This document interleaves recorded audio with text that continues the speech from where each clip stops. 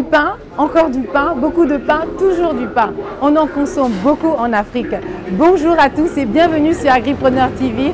Vous êtes dans votre émission Technofocus et aujourd'hui nous allons découvrir une technologie particulière qui est très peu connue, qui s'appelle le pain composé ou encore pain composite, qui consiste en la fabrication de pain avec des céréales locales telles que le maïs, le manioc, le mil, le niébé, etc. Et aujourd'hui, nous sommes à la boulangerie Malik Daba qui se situe dans la banlieue dakaroise. Et cette boulangerie a accepté de nous recevoir aujourd'hui. Donc, on va rentrer ensemble dans la boulangerie, découvrir le processus de fabrication du pain composé. Bonjour Monsieur Fall. Bonjour. Comment vous allez? Madame, ça va? Bien, merci. Merci de nous recevoir dans votre boulangerie aujourd'hui. Avec un immense plaisir. En tout cas, nous sommes très contents de pouvoir faire découvrir aujourd'hui à nos internautes le processus de fabrication du pain composé. Donc on va vous suivre et on va déjà entamer. Oui, alors Monsieur Fall, nous sommes dans votre laboratoire. Qu'allons-nous faire aujourd'hui? Ouais, au fait, on va vous présenter 3 types de pain. D'accord. On va vous présenter, mais les 3 types sont des pains à base de céréales locales.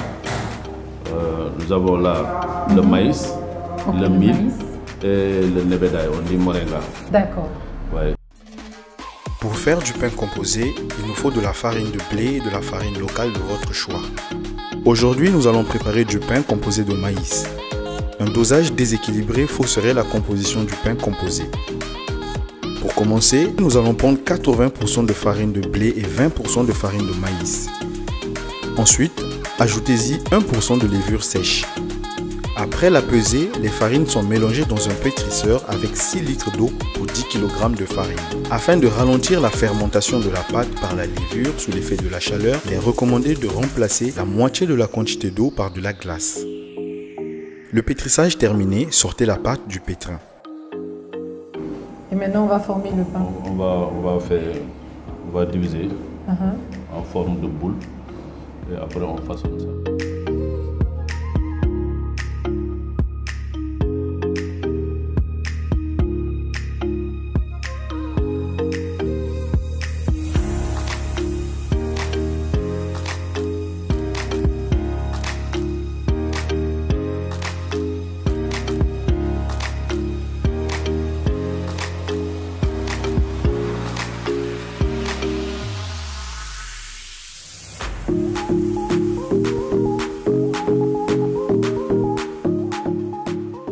L'histoire du pain composé n'est pas récente au Sénégal.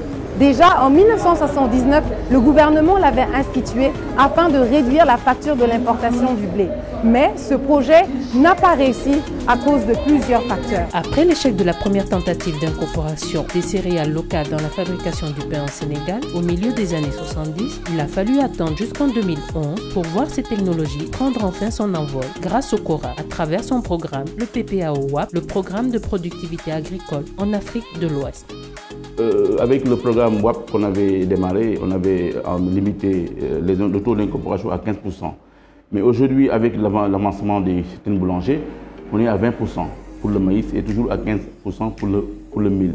Avec le volet transfert de technologie mis en place par le PPAO, le pain composite est aujourd'hui diffusé dans plusieurs pays d'Afrique de l'Ouest. Au Bénin et en Côte d'Ivoire, par exemple, beaucoup de boulangeries maîtrisent désormais cette technologie à la suite des formations délivrées par la Fédération nationale des boulangers du Sénégal. On avait commencé uniquement avec le mil et le maïs pour le Sénégal. Et aujourd'hui, nous avons incorporé d'autres céréales. Aujourd'hui, il y a le fognon qu'on a intégré. Il y a même des légumineuses, il y a la patate douce, donc il y a même le nebedaï, comme on appelle moringa chez nous. On a mis même des créations de nouvelles recettes qui sont des dérivés du mil, comme le tchéré, des semoules. On a mis même des semoules de maïs. Donc il y a beaucoup de recettes qui font que, au niveau de nos céréales, le niébé, les haricots, donc même maintenant la farine de manioc. Seule une cinquantaine de boulangeries étaient associées au programme d'incorporation des céréales locales dans la fabrication du pain au Sénégal. Aujourd'hui, elles sont plus de 200 à l'échelle nationale à se joindre à ce programme. En termes de recettes, il y a eu beaucoup d'évolutions. L'incorporation concerne aussi bien la fabrication du pain que les produits de la viennoiserie. La technologie du pain composite comporte de nombreux avantages. Elle permet de soutenir nos producteurs locaux, de réduire la facture des importations de blé, mais aussi et surtout d'offrir aux consommateurs des produits de qualité, tout en créant de l'emploi pour les jeunes. Pour le président de la Fédération nationale des boulangers du Sénégal, cette technologie mérite d'avoir une place de choix sur la table de nos dirigeants. Il faudrait quand même, nous Africains, nos dirigeants puissent donner un bon exemple par rapport au concept consommer local. Ça ne doit pas être un slogan, ça doit être une réalité. Et que vos organismes comme CORA, PPAOP, FNRA, il faut appuyer une chaîne de valeur. Quand vous appuyez une chaîne de valeur, vous êtes en train non seulement de créer beaucoup plus d'emplois pour les jeunes, non seulement de réduire notre balance commerciale parce que les importations de blé sont intenables.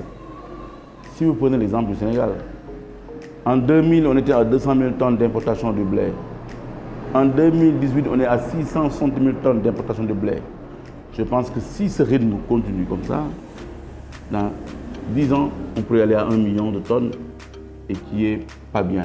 Nous sommes arrivés au terme de votre émission Technofocus. Nous espérons que vous avez aimé apprendre avec nous le processus de fabrication de pain à base de farine locale. Donc on se donne rendez-vous très prochainement dans un nouveau numéro sur agripreneurtv.cora.org. N'hésitez pas à partager, à liker, mais aussi envoyez-nous vos commentaires. Qu'est-ce que vous avez pensé de cette émission aujourd'hui? Et si vous avez essayé cette technologie chez vous, écrivez-nous. On se fera un plaisir de vous répondre. On se dit à bientôt. Au revoir.